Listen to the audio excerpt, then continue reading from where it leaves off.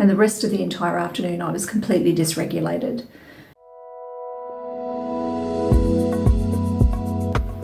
Hi Neurospices, welcome back or welcome to Late Diagnosed.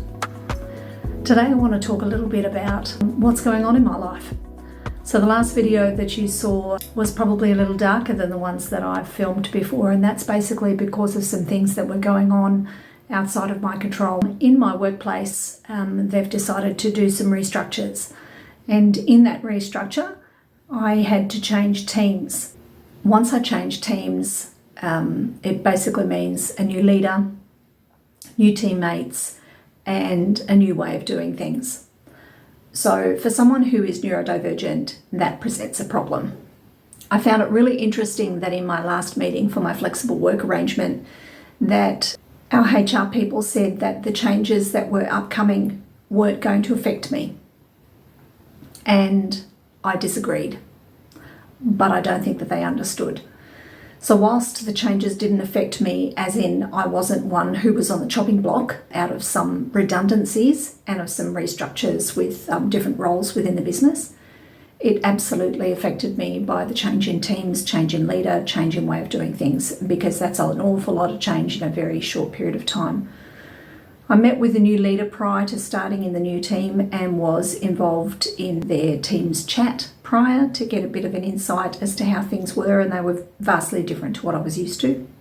And then when I started on Monday in the new team, it became very apparent to me that the support that I was used to and knowing how things were done, because I didn't know how they were done in the new team, were really affecting me quite badly, and I had a meltdown. I had to stop work partway through the day at lunchtime. I completely fell apart, messaged my leader, said, look, this is what I'm doing. I'm going to need to take the rest of the day and I'll be back tomorrow. And the rest of the entire afternoon I was completely dysregulated. I had to try and get myself back into a position where I was able to start the next day. I had explained in an email to my leader what I needed, and thankfully the following day that was provided to me by way of how things were done, what the setup was going to be, how I needed to, put my hand up if I needed some assistance with something, or basically just the knowledge that my new leader trusted me, trusted my experience, and trusted that I would just get on with the job, didn't need to manage me. And in finding all of that out, it really did resonate with me that whilst in my old team there were a different way of doing things, it really was a form of micromanagement. And I had been so used to that being given the freedom to do what I needed to do when I needed to do it, and trust that I would get it done, was actually really good. And I did have to take rescue remedy. A friend of mine actually reminded me of that, so I went out on Monday afternoon and went and purchased some more of that because I couldn't find mine. There's a surprise, ADHD can't find something. Anyway, I went out and I bought some more, and I took a couple of lozenges throughout the day. On Tuesday and Wednesday I didn't need them, so that was great. Today is Thursday, which is my day off, and today is content day. Today is catch up on a bunch of different things day. And this afternoon I get to babysit my grandson, so that's always a good thing.